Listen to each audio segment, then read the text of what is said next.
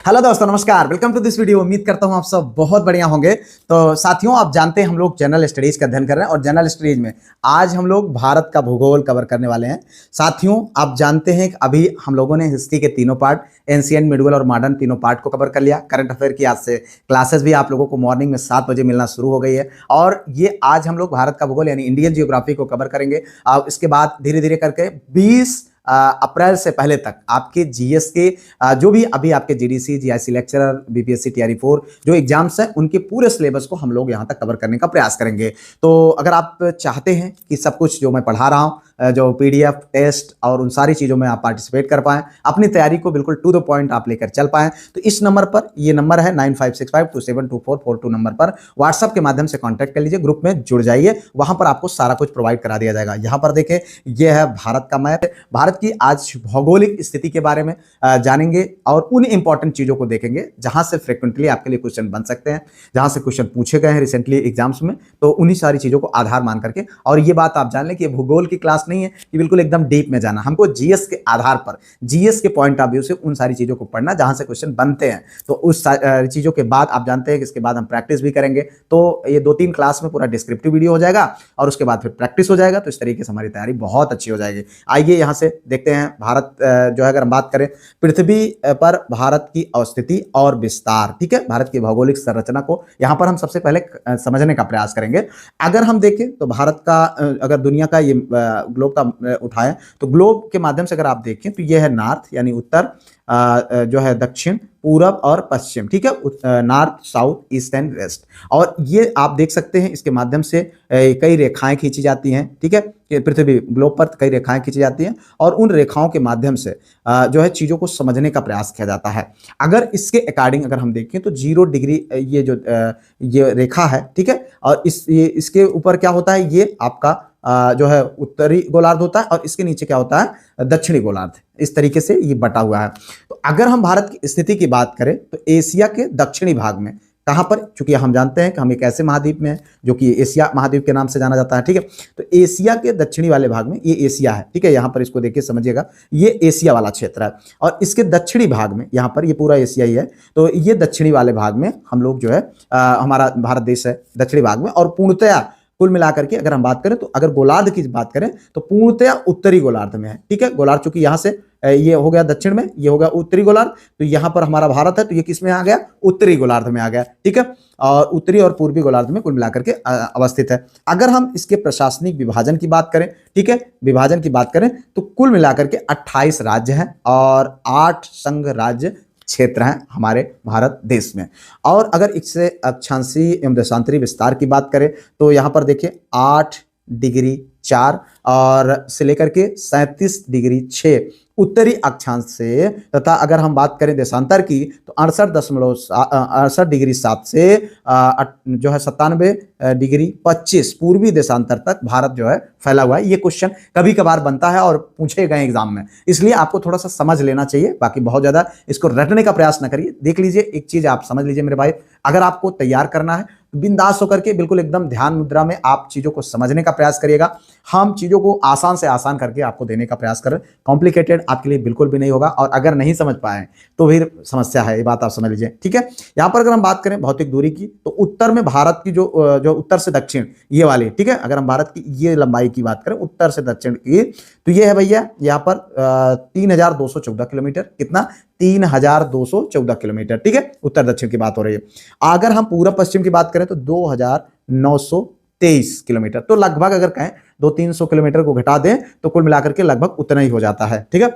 अगर हम कुल क्षेत्रफल की बात करें तो यहां पर 32,87,263 वर्ग किलोमीटर में हमारे भारत का विस्तार है, ठीक है। आगे बढ़ो, यहां पर देखिए वैश्विक परिप्रेक्ष्य में अगर भारत के स्थान की हम बात करें तो यहां पर आप देखिए जो है भैया भूमि के लिए भारत कुल मिलाकर के यहां पर देखें 2.4% भूमि पर भारत यहां पर भौगोलिक हिस्सा, विश्व की केवल 2.4% भूभाग जो है भूमि हमारे पास है, भारत के पास है। लेकिन अगर हम जनसंख्या के दृष्टिकोण से देखें तो विश्व की 17.5% आबादी 17.5% आबादी हमारे भारत में निवास करती है। मतलब जमीन हमारे पास इतना है, लेकिन रहने वाले कितने हैं? इतने लोग हैं। देख लीजिए, इससे समझ सकते हैं। ठीक है, इसलिए इनको मैप के माध्यम से देख, मतलब चित्रों के माध्यम से देने का प्रयास किया गया है।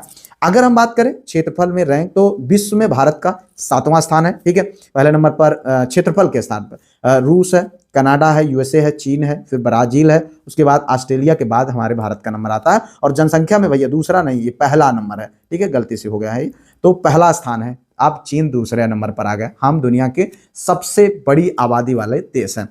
अब हम भारत की स्थिति के बारे में हम बात करेंगे कि भारत के चारों ओर अंतिम जो बिंदु है उस पर हम बात करते हैं। ठीक है, अगर यहां पर हम देखें तो जो उत्तरी सबसे भारत का सबसे उत्तरी छोर है उसको क्या बोलते हैं? इंदिरा कॉल, जो कि लद्दाख में है। ठीक है, अगर हम दक्षिणी की बात करें, दक्षिणी बिंदु की, तो इंदिरा पॉइंट है। जहां इंदिरा कॉल है वहीं क्या है? इंदिरा पॉइंट। इंदिरा पॉइंट की अगर हम बात करें तो ग्रेट निकोबार द्वीप में है। कहां पर है? ग्रेट निकोबार द्वीप समूह में है। ठीक है, अब अगर हम इसकी मुख्य भूमि से यहां पर बात करें तो ये भैया मुख्य भूमि का दक्षिणी छोर कन्याकुमारी या केप कमोरिन, जो कि तमिलनाडु में है, यहां पर है। ठीक है, तो इस तरीके से हमारे भारत की स्थिति है। अगर हम बात करें पश्चिमी बिंदु के, तो पश्चिमी बिंदु ये है भैया गुहार मोती, जो कहां पर है? गुजरात में। सबसे पश्चिमी राज्य भी हमारा क्या है? गुजरात है। तो इस मैप के माध्यम से ध्यान से समझते जाइए मेरे भाई। ठीक है, अगर हम पूर्वी बिंदु की बात करते हैं भारत की, तो किबुथु है। क्या है? किबुथु है, जो कहां पर है? अरुणाचल प्रदेश में, बिल्कुल चीन से सटा हुआ। तो इस तरीके से हमारे देश की अवस्थिति है। आगे यहां पर देखिए पड़ोसी देश और स्थलीय सीमाओं की जब हम बात करते हैं, तो यहां पर देखिए कुल अगर स्थलीय सीमा की बात करें तो 15,106 किलोमीटर में फैला हुआ है। ठीक है, सबसे लंबी जो सीमा है, मतलब पड़ोसी देश जो हमारी सीमाएं, स्थलीय सीमाएं, वो कितना? 15,106.7 किलोमीटर में फैली हुई है। और सबसे लंबी सीमा, ये क्वेश्चन बनता है, कई बार बना है, किसके साथ साझा होती है? बांग्लादेश के साथ, बांग्लादेशियों के साथ। ठीक है, जो कितना? 4,006, चूंकि चारों तरफ से हम उसको घेरे हुए हैं। यहां से अगर आप देखें तो ये है बांग्लादेश पुच्चू भरे का, और आंख दिखाने का प्रयास करें, देखो हर तरफ से हमने घेर रखा है। ठीक है, तो ये इसका कितना? 4,096 किलोमीटर जो है हम इसी को घेरे हैं। अगर हम बात करें तो सबसे ज्यादा जो सीमा लगती है पश्चिम बंगाल, इससे लगने वाला सबसे लंबी सीमा वाला राज्य है। तो ये भी आपको यहाँ पर जानना चाहिए। अगर हम बात करें सबसे छोटी सीमा, तो कौन है? अफगानिस्तान। और अफगानिस्तान को अगर हम यहाँ पर देखेंगे तो बहुत छोटी से जो है ये यहाँ पर लगती है इसकी सीमा। ठीक है, लगभग जो है 108 किलोमीटर केवल लद्दाख से सटी हुई है। ठीक है, तो यहाँ पर आप देख सकते हैं। अगर हम अन्य सीमाओं की बात करें तो चीन, ठीक है, चीन से 3,488 किलोमीटर की सीमा हमारी लगती है। यहां पर आप देख सकते हैं जो है चीन से सीमाएं जो है। और उसके बाद अगर हम पाकिस्तान की बात करें, देखिए यहाँ पर ये कुत्ते की आकार का जो बना हुआ पाकिस्तान है। ठीक है, इससे अगर हम अपनी सीमा की बात करें 3,223 किलोमीटर उससे मिलती है। अगर हम नेपाल की बात करें तो नेपाल में यहाँ पर आप देख सकते हैं, तो ये सीमा जो है 1,771 किलोमीटर मिलती है। म्यांमार की बात करें तो 1,643 किलोमीटर सीमा मिलती है। भूटान से 699 किलोमीटर सीमा इस तरीके से हमारे देश से मिलती है। तो इतना आपको यहाँ पर जानना चाहिए। अब अगर हम बात करते हैं ऐतिहासिक अंतरराष्ट्रीय सीमाओं की, तो यहाँ पर देखें तो डूरंड रेखा, देखो यहाँ पर रेखाएं खींची गई। ये देखो, ये है डूरंड रेखा, इसको अलग कलर में देख लेते हैं। यहाँ पर भैया ये है आपका डूरंड रेखा। ठीक है, ये रेखा भारत और अफगानिस्तान, किसके? भारत और अफगानिस्तान के बीच निर्धारित की गई है। ठीक है, वर्तमान में अफगानिस्तान एवं पाकिस्तान की सीमा भी बनाती है। ठीक है, तो इस तरीके से आप इसको देख सकते हैं। अगर हम बात करते हैं मैकमोहन रेखा की, किसकी? मैकमोहन रेखा की, तो मैकमोहन रेखा भैया हमारा ये आप यहाँ पर देख सकते हैं। मैकमोहन रेखा है ये वाला। ठीक है, ये वाला, इसमें आप मैकमोहन रेखा देखें, ये है मैकमोहन रेखा। ठीक है, तो ये अगर हम बात करें तो ये है भारत और चीन के बीच शिमला, जो कि अरुणाचल प्रदेश में, मतलब ये सीमा बन रही है। भारत और चीन के बीच शिमला अभिसमय के तहत ये निर्धारित की गई थी मैकमोहन लाइन। ठीक है, ये सीमा हो गई। अगर हम बात करें रेड क्लिफ सीमा की, तो ये सीमा भैया 1947 में डिसाइड हुआ था भारत और पाकिस्तान के मध्य।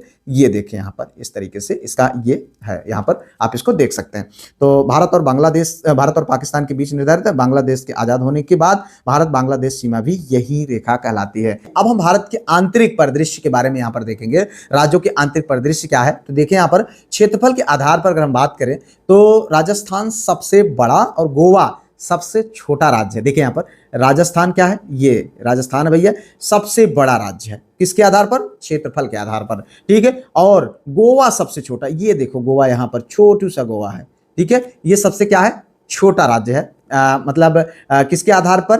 क्षेत्रफल के आधार पर, ठीक है। लेकिन अगर जनसंख्या के आधार पर कहें तो उत्तर प्रदेश, ये वाला उत्तर प्रदेश जहां अभी हम लोग हैं, ये भैया सबसे बड़ा, और ये सिक्किम है पुड्डू भर सा छोटा सा, सिक्किम जो है सबसे छोटा राज्य है जनसंख्या के आधार पर। तो इतना आपको यहाँ पर जानना चाहिए। अगर हम बात करें केंद्र शासित प्रदेशों में तो क्षेत्रफल में जो है अंडमान निकोबार सबसे बड़ा है और लक्षद्वीप सबसे छोटा है, ठीक है। सर्वाधिक सीमाओं वाला राज्य अगर हम बात करें तो हमारा अपना उत्तर प्रदेश, ये 8 राज्यों और दिल्ली जैसे केंद्र शासित प्रदेश से इसकी सीमाएं लगती हैं। तो आगे बढ़े, यहाँ पर देखें भारत को विभाजित करने वाली प्रमुख रेखाएं।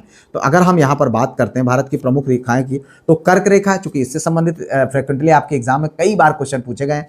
यहाँ पर अगर हम देखें तो भारत जो ये कर्क रेखा है, यहाँ पर आप देख सकते हैं ये लाइन, ये क्या कर रही है, ये भारत के लगभग बीचों बीच 8 राज्यों, गुजरात, ठीक है, यहाँ पर आप देख लीजिए, फिर उसके बाद राजस्थान, ठीक है, उसके बाद आप यहाँ पर देखें मध्य प्रदेश और छत्तीसगढ़, झारखंड छोटू छोटू सा, फिर पश्चिम बंगाल, त्रिपुरा और मिजोरम से होकर के कुल मिलाकर के 8 राज्यों से होकर के ये रेखाएं गुजरती है। तो इसमें जो क्वेश्चन बनेगा वो आपको दे देगा 3 राज्य दे देगा, जो ये राज्य हैं उनमें से एक कोई दूसरा ऐसा दे देगा सटा हुआ, बिहार उहार दे देगा या कुछ ऐसा दे देगा, आप कंफ्यूज हो जाएंगे, ठीक है। तो इसको आपको यहाँ पर ध्यान देना है, ठीक है। अगर हम बात करें भारतीय मानक समय की, तो प्रयागराज के नैनी, यहाँ पर ये देखिए आपका, ठीक है, ये कहाँ पर, प्रयागराज के भारतीय समय रेखा जो है ये खींची गई है, कहाँ से होकर के गुजरी है, भारत प्रयागराज के निकट जो नैनी से गुजरने वाली 82.5 डिग्री पूर्वी देशांतर रेखा है। तो इसको आपको इतना जानना चाहिए। अगर हम बात करें जीएमटी से अंतर, यानी ग्रीनविच समय से लगभग 5.5 घंटा का अंतर होता है। आप जानते हैं जो ग्रीनविच जो समय है उससे हमारे देश के समय का अंतर कितना है, 5.5 घंटे का।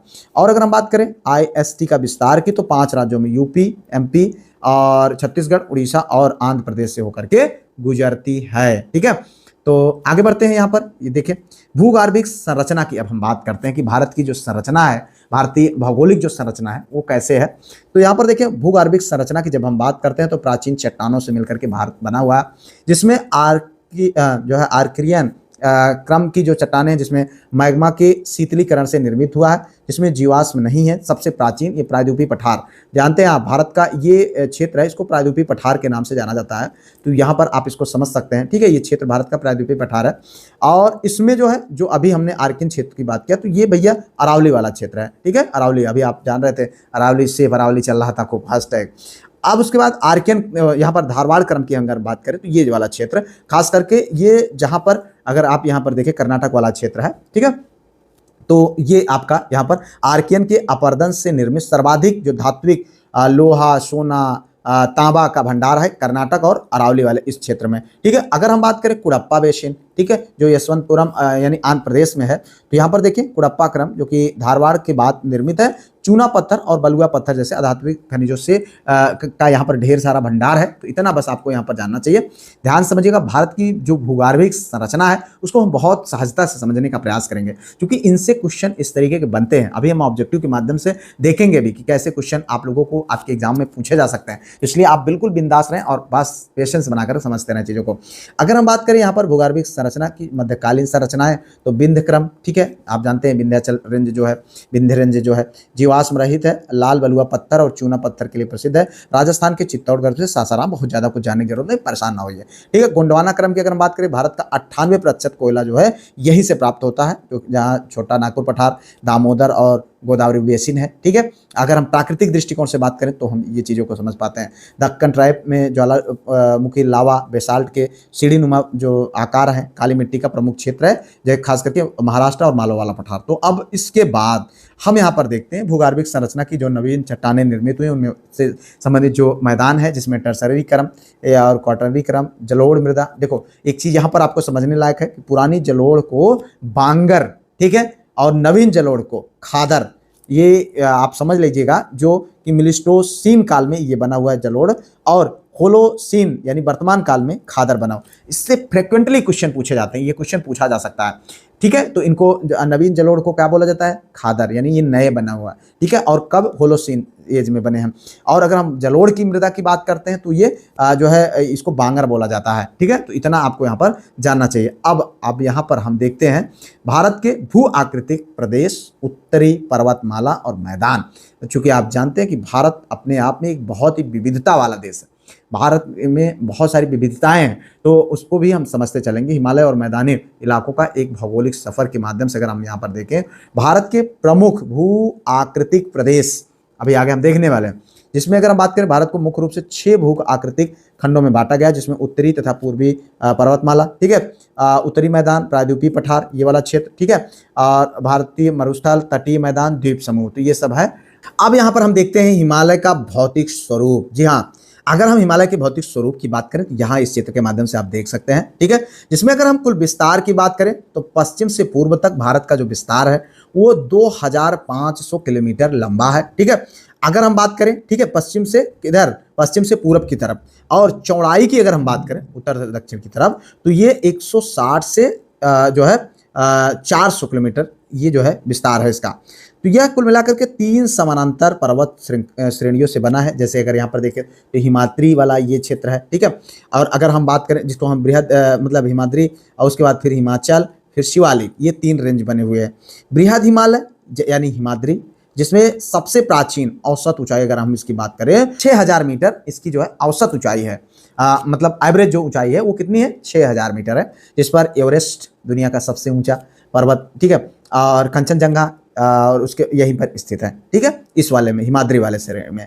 अब उसके बाद अगर हम बात करें मध्य या लघु हिमालय या हिमाचल, ये वाला रेंज, ठीक है, इसको अगर हम इसकी बात करें तो धौलाधर पहाड़ियां जैसे पीर पंजाल, महाभारत श्रेणी है, जिसमें प्रमुख हिल स्टेशन शिमला, मसूरी, ये सब है, वो कहाँ पर है, ये वाले रेंज में है, हिमालय वाले रेंज में, ठीक है। अगर हम बात करते हैं यहाँ पर ब्रह्म हिमालय की यानी शिवालिक हिमालय की, ये सबसे नवीनतम है, अभी मतलब बन रहा है, सबसे नवीनतम संरचना है, और औसत इसकी ऊंचाई जो है 900 से लेकर के 1200 मीटर तक है। जहां ये 6000 है वहां ये 900 से लेकर के 1200 के बीच में है, और इसमें अंतर्गत ये दून वाले क्षेत्र आते हैं, ठीक है, मतलब ये जो उत्तराखंड वाला क्षेत्र है, दून वाला क्षेत्र है, वो इसके अंतर्गत आते हैं यहाँ पर। तो अगर हम यहाँ पर देखें तो बात करें सबसे पहले कश्मीर, क्या है कश्मीर की, कश्मीर या उत्तर पश्चिमी हिमालय की, तो ये देखिए कितनी मस्त यहाँ पर डल झील का जो क्षेत्र पिक्चर है, इसके माध्यम से आप कश्मीर का अंदाजा लगा सकते हैं कितना खूबसूरत है। अगर इसकी हम बात करें कश्मीर या उत्तरी पश्चिमी हिमालय की, तो इसकी जो प्रमुख श्रेणियां हैं उसमें काराकोरम, लद्दाख, जास्कर, पीर पंजाल क्वेश्चन बनता है, ठीक है, कि ये श्रेणियां किस मतलब हिमालय की हैं, उत्तर पश्चिमी हिमालय की हैं, किसके हैं, उत्तर पश्चिमी हिमालय के हैं, ठीक है। अगर हम इसके अन्य प्रमुख आकर्षण की बात करें तो ये डल झील, ठीक है, वैष्णो देवी, हम लोग यात्रा करने के लिए वहां जाते हैं, ठीक है, अमरनाथ गुफा तथा चरार ए शरीफ, ये सब वहां की जो है प्रमुख जो है आकर्षण है। अगर हम इस उत्तरी पश्चिमी हिमालय की प्रमुख चोटी की बात करें, सर्वोच्च चोटी की बात करें, तो K2 जिसे गाडविन आस्टिन या विश्व की सबसे मतलब दूसरी सबसे ऊंची चोटी के नाम से जाना जाता है, काराकोरम, ठीक है। अगर हम बात करते हैं प्रमुख हिमालय यानी ग्लेशियर की, तो यहीं पर सियाचिन ग्लेशियर है, विश्व का सर्वाधिक ऊंचाई पर स्थित ये युद्ध क्षेत्र भी है, ठीक है, ससाइनी, हिस्पर और बियाफो के नाम से। इतना आपको यहाँ पर इससे संबंधित जानना चाहिए। अब यहाँ पर हम देखते हैं हिमाचल तथा उत्तराखंड हिमालय के बारे में। तो अगर हम यहाँ पर इसके विस्तार की बात करें तो पश्चिम में रावी नदी से लेकर पूर्व में काली नदी के मध्य तक ये स्थित है, ठीक है। पर्यटक स्थल की अगर हम बात करें तो इस पर जो है धर्मशाला, ठीक है, बहुत ही सुंदर प्लेस है, आप इस चित्र के माध्यम से समझ सकते हैं। मसूरी, अल्मोड़ा और जो है लैंसडाउन, रानीखेत, ये आप देख ही सकते हैं, जो है मूवियों के माध्यम से आप लोगों ने कई बार देखा भी होगा या आप लोग यात्रा भी करके आए होंगे। तो ये बहुत ही ब्यूटीफुल प्लेसेस हैं यहाँ पर। और इसकी अगर हम विशेष स्थलाकृतियों की बात करें तो दून, इसमें देहरादून, हरिके दून, कोटा दून, ये सब वहाँ पर हैं, सबसे बड़ी घाटी भी है यहीं पर। अगर हम घास के मैदान की बात करें तो इस मतलब उत्तराखंड हिमालय वाले पर, तो यहाँ पर उत्तराखंड में बुग्याल या प्यार तथा मध्य हिमालयों में मर्ग उत्तम। तो ये क्वेश्चन बन जाता है, बहुत बार बना है, ठीक है। ये घास के मैदान बुग्याल कहाँ पर है, बुग्याल, प्यार और मर्ग, ये सब जो है कहाँ पर है, ये इसी हिमाचल या उत्तराखंड हिमालय पर, ठीक है। तो ये सब यहाँ पर ये घास के मैदान है। अगर हम बात करें प्रसिद्ध जो फूलों की घाटी का है उसको हम क्या बोलते हैं, कुमायूं हिमालय, वो यहीं इसी हिमाचल मतलब इसी पहाड़ी पर स्थित है। अब हम यहाँ पर बात करेंगे दार्जिलिंग और सिक्किम हिमालय, ठीक है। बात अगर हम इसकी करते हैं, ये इस चित्र के माध्यम से आप देखिए कितना खूबसूरत बना हुआ है, हमारा भारत कितना खूबसूरत है, एक बार देखने लायक चीज़ें हैं। तो अगर हम इसकी बात करें तो इसका नेपाल हिमालय से लेकर के जो विस्तार है, नेपाल हिमालय से लेकर भूटान हिमालय के मध्य जो है इसका विस्तार है। दार्जिलिंग और सिक्किम, दार्जिलिंग आप जानते हैं जहाँ पर चाय के सब बागान है, कितना खूबसूरत लग रहे हैं, बिल्कुल एकदम से चाय की खेती असम वाले क्षेत्र में आप वहाँ पर देखें पूरा जो है। अगर यहाँ की प्रमुख चोटी की अगर हम बात करें तो कंचनजंगा जो भारत में हिमालय की सर्वोच्च चोटी इसी भाग में स्थित है, ठीक है। और अगर हम बात करें भौगोलिक विशेषता की तो तीव्र बहाव वाली यहाँ पर नदियां भी है। और आर्थिक महत्व की बात करें, यहाँ प्राकृतिक दशाओं और द्वार स्थलाकृतियों का उपयोग चाय बागानों के लिए किया जाता है, क्योंकि भारत के लिए ये आर्थिक रूप से एक बहुत महत्वपूर्ण साधन भी है, कह सकते हैं हम इसको। अब हम यहाँ पर देखेंगे अरुणाचल हिमालय का, ध्यान से समझिएगा मेरे भाई, घबराइए नहीं, बहुत आसानी से तरीके से चीज़ों को समझाने का प्रयास कर रहा हूँ, तो यहाँ पर समझते जाएं। भूटान हिमालय से लेकर दीफू दर्रे तक ये इसका विस्तार है, किसका, अरुणाचल हिमालय का। अगर हम यहाँ पर प्रमुख चोटियों की बात करें तो कामतू और नामचा बरवा, ठीक है, ये पहाड़ियों के माध्यम से आप देख सकते हैं, ये पूर्वोत्तर भारत है, ठीक है, कितना खूबसूरत है। आप वीडियोज के भी माध्यम से देखें तो भी आपका मन ललच जाएगा कि यार जाना जरूरी है, ठीक है। प्रमुख अगर नदियों की बात करें तो कामेंग, सुबनसिरी, दिहांग, दिवांग, लोहित, ये सब नदियाँ जो है यहाँ पूर्वोत्तर भारत में बहती हैं, ठीक है। इन नदियों के गहरे जो गार्ज हैं और अनेक जलप्रपातों के कारण यहाँ जल विद्युत उत्पादन की उच्च क्षमता है। अब देखिए यहाँ पर हिमालय की प्रमुख चोटियाँ एक नज़र में अगर हम यहाँ पर देखें तो माउंट एवरेस्ट, ठीक है। अब यहाँ पर देखें जो कि कहाँ पर है, नेपाल में है। अब दूसरा है कंचनजंगा, ये भी कहाँ है, नेपाल और भारत में बॉर्डर पर है, ठीक है। अब इनकी ऊंचाई की मीटर की देखें 8,848 मीटर ये ऊंची है, 8,586 मीटर ये है, ठीक है। अब अगर हम बात करें मकालू जो कि नेपाल में है तो 8,461 मीटर, नंदा देवी जो कहाँ 8,126 मीटर, नामचा बरवा जो कि भारत में है 7,700 मीटर। और अगर इसके भौगोलिक क्रम की बात करें पूरब से लेकर के पश्चिम की ओर तक तो सबसे पहले नामचा बरवा आ जाता है, क्योंकि इस तरीके से आपको श्रेणीबद्ध श्रृंखलाबद्ध रखने के लिए क्वेश्चन बनते हैं, तो इसलिए आपको इनका जानना चाहिए। नामचा बरवा, फिर कंचनजंगा, फिर माउंटेन एवरेस्ट, ठीक है, माउंट एवरेस्ट, फिर उसके बाद नंदा देवी का नंबर आता है। कई बार क्वेश्चन हम लोगों ने सॉल्व किया। अब अगर हम बात करें उत्तर पश्चिम की जीवन रेखा यानी प्रमुख दर्रे और सुरंग, तो अगर हम यहाँ पर बात करें तो अटल सुरंग, यहाँ पर देख सकते हैं ये अटल सुरंग है भैया, ठीक है। आप लोग मनाली वनाली घूमने गए होंगे तो वहाँ पर आपने देखा होगा, ठीक है। ये किसको, लेह को मनाली से जोड़ती है, विश्व की सबसे लंबी सुरंग है, ठीक है। तो यहाँ पर आप इसको देख सकते हैं। अगर हम बात करें बनिहाल दर्रा, दर्रे बहुत बार क्वेश्चन बने हैं, हम यहाँ पर इस वीडियो के माध्यम से दर्रों को भी समझने का प्रयास करेंगे। जम्मू को श्रीनगर से जोड़ता है, किससे, जम्मू को श्रीनगर से बनिहाल दर्रा जोड़ता है, तो इससे संबंधित क्वेश्चन बन जाता है। जो कश्मीर घाटी का द्वार जवाहर सुरंग NH44 यहीं पर स्थित है। अगर हम बात करें जो जिला दर्रा का तो श्रीनगर को लेह व लद्दाख से जोड़ता है, ये भी क्वेश्चन बनता है, कौन जो जिला दर्रा किस को जोड़ता है, तो श्रीनगर को लेह व लद्दाख से जोड़ता है। काराकोरम दर्रा भारत और चीन सीमा पर रणनीतिक दृष्टिकोण से अति महत्वपूर्ण है। सिपकीला दर्रा हिमाचल प्रदेश में है, जो कि सतलुज नदी इसी दर्रे से भारत में प्रवेश करती है भैया, ठीक है। आप देखो मध्य और पूर्वोत्तर के द्वार की अगर हम बात करें तो कुछ और दर्रे, जिसमें माना दर्रा जो कि उत्तराखंड में मोटर वाहन योग्य विश्व का सर्वोच्च दर्रा है, ठीक है, सबसे ऊंचा। और नाथुला या जेलेपला सिक्किम में है, और नाथुला जो है दार्जिलिंग चुंबी घाटी को तिब्बत से जोड़ता है। अगर जेलेपला से तीस्ता नदी होकर के गुजरती है, हम जेलेपला की बात करते हैं, जेलेपला, ठीक है। और यांगयाब दर्रा जो कि अरुणाचल प्रदेश में, इसी दर्रे से ब्रह्मपुत्र नदी भारत में, ये भी क्वेश्चन बन जाएगा। देखिए यहाँ पर अभी हम लोगों ने देखा ना, यहाँ पर ये सतलुज नदी सिपकीला दर्रा से घुसती है भारत में, और ये जो है यहाँ पर ब्रह्मपुत्र नदी किस दर्रे से होकर गुजरती है, तो यहाँ पर यांगयाब दर्रा से, ठीक है। इतना आपको जानना चाहिए।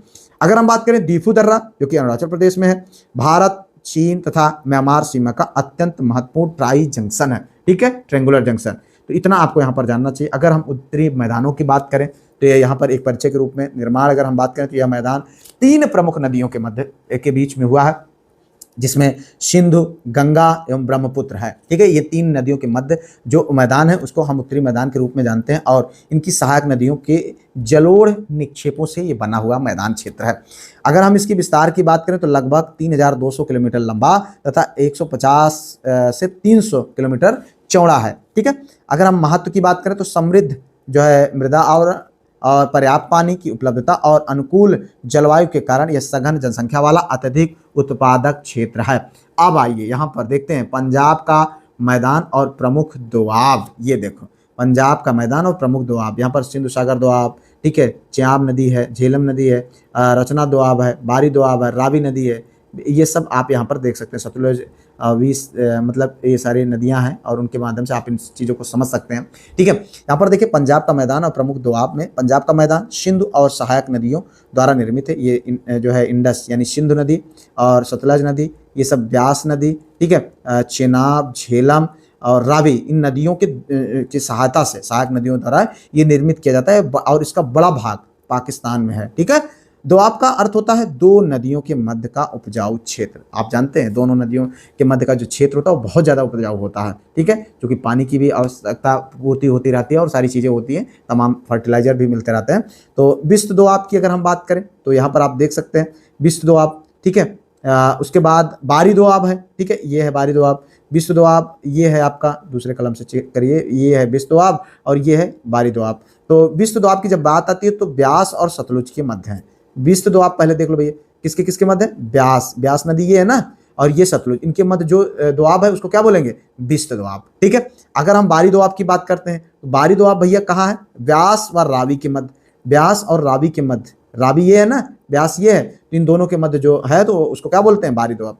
रचना दोआब, रावी व चिनाब के मध्य, रचना दोआब ये रावी नदी है और ये चिनाब नदी है, इन दोनों के मध्य जो है ये क्या है? रचना दोआब है, ठीक है। छाछ दोआब जो कि चिनाब और झेलम के मध्य, छाछ दोआब, चिनाब और झेलम के मध्य यहाँ पर छाछ दोआब है, ठीक है। अब उसके बाद सिंधु सागर दोआब जो कि सिंधु और झेलम के मध्य है। सिंधु सागर दोआब कितने हैं? सिंधु और झेलम के मध्य, ये सिंधु है ये झेलम है। तो इस तरीके से आपको यहाँ पर क्वेश्चन बन सकते हैं, तो इसको आप इस चित्र के माध्यम से समझने का प्रयास करिएगा भाई, ठीक है। भारत का भौगोलिक स्वरूप, पर्वत पठार और तटीय क्षेत्रों का, ये देखो यहाँ पर आप इसको इसके माध्यम से समझने का प्रयास करें। उत्तर भारत के जो मैदान है जिसमें भाबर और तराई वाला क्षेत्र है, भाबर का मैदान अगर आप देखें ये वाला जो है हमारा क्षेत्र है पूरा, अगर इसकी बात करें उत्तर भारत के मैदान की बात करें तो भाबर और ये भाबर का क्षेत्र है, ये तराई का क्षेत्र है, मतलब यहाँ से लेकर के यहाँ तक ये क्या है? तराई वाला क्षेत्र है, ठीक है। और यहाँ से यहाँ तक का लेकर के इसको भाबर का क्षेत्र बोलते हैं। भाबर जो कि शिवालिक के, जो कि नया जो मंदिर मतलब पर्वत है, शिवालिक के तलहटी में 8 से 10 किलोमीटर की चौड़ी पट्टी, 8 से 10 किलोमीटर की चौड़ी पट्टी है, ठीक है। कंकड़ पत्थर जमाव है, अत्यधिक सांद्रता है के कारण यहाँ नदियाँ विलुप्त हो जाती हैं, घुस जाती हैं, नदी नीचे नीचे जो है चली जाती हैं, ठीक है, क्योंकि बहुत ज़्यादा वो नहीं होता है, सांद्रता होती है।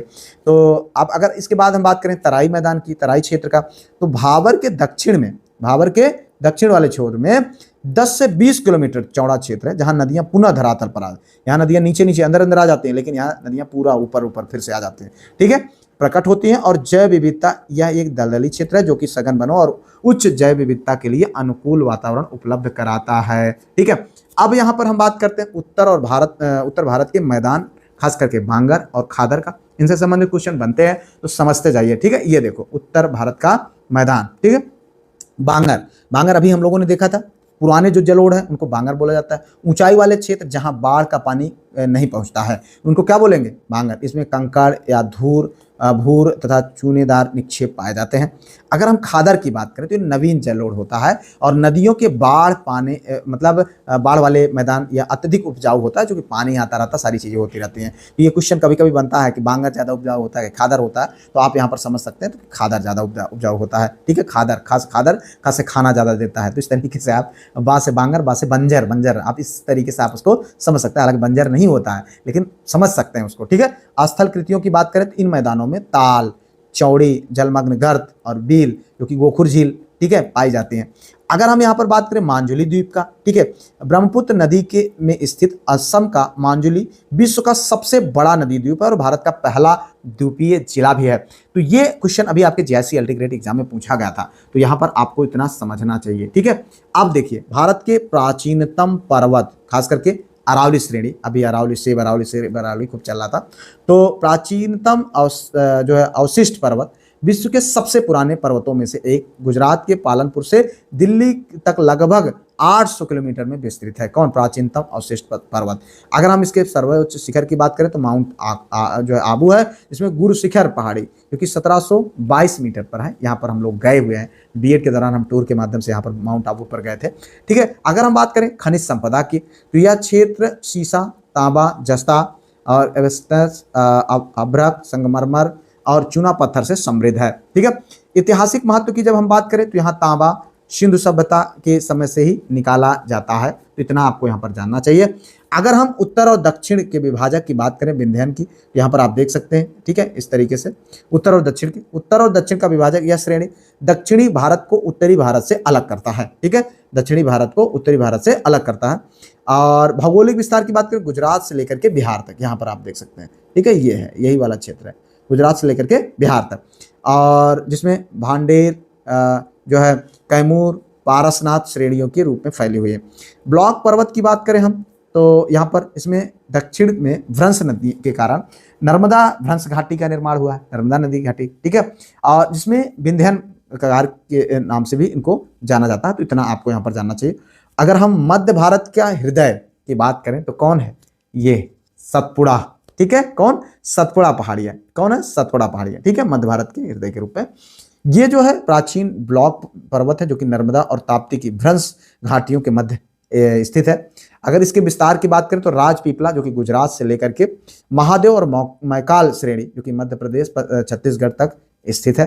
अगर हम इसके सर्वोच्च चोटी की बात करें, क्योंकि क्वेश्चन बनता है, तो महादेव श्रेणी में स्थित जो है धूपगढ़ तथा प्रसिद्ध हिल स्टेशन जो कि पंचमढ़ी है, सतपुड़ा की रानी के नाम से फेमस है।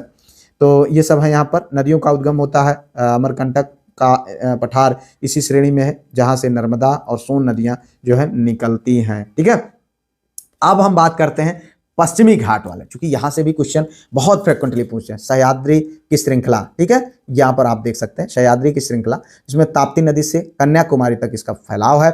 यह वास्तविक पर्वत ना होकर एक कगार यानी फॉल्ट स्क्रैप्स है, ये देख लीजिए भैया। ठीक है, ये है आपका पश्चिमी घाट, बहुत ही मनोरम दृश्य होता है वहाँ का। यहाँ पर आप देख सकते हैं निरंतरता और ढाल। ठीक है, यह एक क्रमबद्ध श्रृंखला है जिसका पश्चिमी ढाल अत्यंत तीव्र है। देखो यहाँ से गिरे आदमी मर मुरा जाए, मतलब एकदम से। ठीक है, यहाँ पर देख सकते हैं। और ये अगर बात करें तो नीलगिरी पर्वत ग्रंथियाँ पहाड़ियाँ, यहाँ पर पश्चिमी और पूर्वी घाट मिलते हैं। और इसकी जो सर्वोच्च चोटी है वो दोदा बेटा है। कौन है, दोदा बेटा है, जो कि 2637 मीटर है। अगर हम बात करें दक्षिण भारत की सर्वोच्च चोटी की, तो नीलगिरी के दक्षिण में अन्नामलई पहाड़ी पर स्थित अन्नामुड़ी जो कि 2695 मीटर पर स्थित है। इस तरीके से आपको यहाँ पर जानना चाहिए। अब हम कुछ प्रमुख दर्रों के बारे में भी देख लेते हैं इनके माध्यम से। ठीक है, यहाँ पर ये देखिए भालघाट दर्रा जो कि मुंबई, नागपुर, कोलकाता रेल मार्ग तथा सड़क को जोड़ता है। भोर घाट ये है आपका, ये मुंबई, पुणे, बेलगाम, चेन्नई रेल मार्ग व सड़क मार्ग गुजरते हैं। अगर हम पाल घाट दर्रा की बात करें तो ये है पाल जी। ठीक है, कालीकट त्रिशूर, कोयम्बटूर रेल व सड़क जो है मार्ग का। प्रमुख नदियों की अगर हम बात करें तो कृष्णा, कावेरी, तुंगभद्रा नदियों का उद्गम स्थल भी पश्चिमी घाट से होता है। तो इतना आपको यहाँ पर जानना चाहिए। अब हम थोड़ा सा पूर्वी घाट के बारे में समझेंगे। पूर्वी घाट जो कि प्राचीन अवशिष्ट से संबंधित है, पर्वत है, जो कि प्राचीन अवशिष्ट पर्वत, प्राचीन घाट यहाँ पर देखें ये है आपका। ठीक है, इसमें प्राचीन घाट की तुलना में कम ऊंचाई वाले प्राचीन मोड़दार पर्वत जो कि काफ़ी अपरदन इरोजन हो चुका है। सर्वोच्च चोटियाँ की बात करें तो आंध्र प्रदेश में स्थित जिंदगाड़ा है और तमिलनाडु में महेंद्रगिरी है। तो इतना आपसे पूछा जा सकता है, तो इतना आपको यहाँ पर जानना है। प्रमुख पहाड़ियाँ नल्लामलई, पालकोंडा और जवादी, शिवराय जो कि ये सब हैं। अगर हम बात करें तो तमिलनाडु की जो है मेलागिरी पहाड़ी चंदन के वनों की विशेषता है। अब यहाँ पर हम लोग थोड़ा सा बात करेंगे प्रायद्वीपीय भारत के पठार के बारे में। ठीक है, तो अगर हम बात करें भारतीय उपमहाद्वीप का सबसे प्राचीन भाग यह है। यह कठोर आग्नेय तथा कायांतरित शैलों से निर्मित है। ठीक है, और मध्यवर्ती उच्च भूमियों की बात करें तो प्रायद्वीपीय उप भूभाग का उत्तरी भाग जो पश्चिम में चौड़ा और पूर्व में संकीर्ण है। ठीक है, मालवा और बुंदेलखंड की बात करें तो मालवा पठार जो है अरावली और बिंद के मध्य है। पूर्वी भाग को बुंदेलखंड जो कि मीस चट्टानों की इस तरीके की चीज़ें हैं। मेघालय के पठार यह भी इसी प्राचीन आर्कियन पठार का अंग जो मालवा गैप द्वारा मुख्य भूभाग से अलग होता है। तो ये सब कुछ है आपके लिए। यहाँ पर बहुत कुछ इनसे संबंधित इंपॉर्टेंट नहीं है। अगर आप देखें तो खनिज संपदा के भंडार के रूप में अगर हम देखें तो छोटा नागपुर पठार, जिसमें झारखंड, बिहार और पश्चिम बंगाल, उड़ीसा, छत्तीसगढ़ के विस्तृत ये एक पाट पठार है। क्या है, पाट प्लेटू है। अगर हम बात करें ये वाला क्षेत्र जहाँ पर तमाम तरीके के खनिज संपदाएं हैं, खनिजों की विशाल भंडार, यहाँ पर यूरेनियम, कोयला, लोहा, बॉक्साइट और अभ्रक के बेहद भंडार मौजूद हैं। ठीक है, अगर हम बात करें दंडकारण्य पठार की, तो जो कि छत्तीसगढ़, उड़ीसा और तेलंगाना और आंध्र प्रदेश में फैला है, एक महत्वपूर्ण वन और खनिज क्षेत्र है। ठीक है, भारत का सबसे ऊंचा पठार लद्दाख का पठार, जो भौगोलिक रूप से उत्तर में स्थित है। तो इतना आपको यहाँ पर इससे संबंधित जानना चाहिए। अगर अब हम यहाँ पर देखें तटीय मैदान के बारे में थोड़ा सा जान लेते हैं। तो अगर हम बात करें सागरीय तरंगों द्वारा अपर्दन निक्षेप से इसका निर्माण होता है। ठीक है, यहाँ पर आप देख सकते हैं बार बार इस तरीके से ये जो है तटीय क्षेत्र है, क्योंकि ये सब पानी क्षेत्र है, ये सब पानी है, ये भारत के तटीय क्षेत्र है। यहाँ पर होता है पूर्वी तटीय मैदान की अगर हम बात करें तो ये पश्चिमी मैदान की अपेक्षा अधिक चौड़ा है। ठीक है, पूर्वी ये वाला जो भाग है ये क्या है, ये इसके अपेक्षा अधिक चौड़ा है। आप यहाँ फोटो में भी देख सकते हैं। ठीक है, और यह उभरे हुए यानी इमर्ज्ड कोस्ट का उदाहरण है।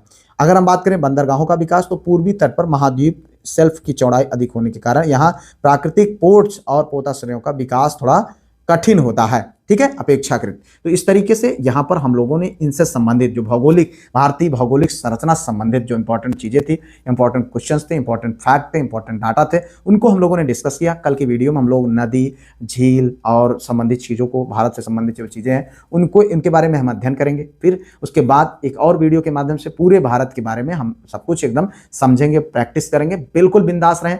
उम्मीद करते हैं चीज़ें आपको समझ में आई। कोई डाउट हो, कोई सवाल हो, कमेंट करिएगा। और ये नंबर, इस नंबर पर 95 65 27 24 42 नंबर पर व्हाट्सएप पर कांटेक्ट करके ग्रुप ज्वाइन कर लीजिए। पढ़िए अपना बिंदास और दिमाग मत लगाइए। वीडियो को लाइक, शेयर, सब्सक्राइब, हाइप करे बिना मत जाइएगा, क्योंकि बहुत मेहनत करना पड़ता है आपके लिए हमें। ठीक है, मिलते हैं किसी और वीडियो में किसी और टॉपिक पर। तब तक के लिए जय Hind, Vande Mataram, best of luck.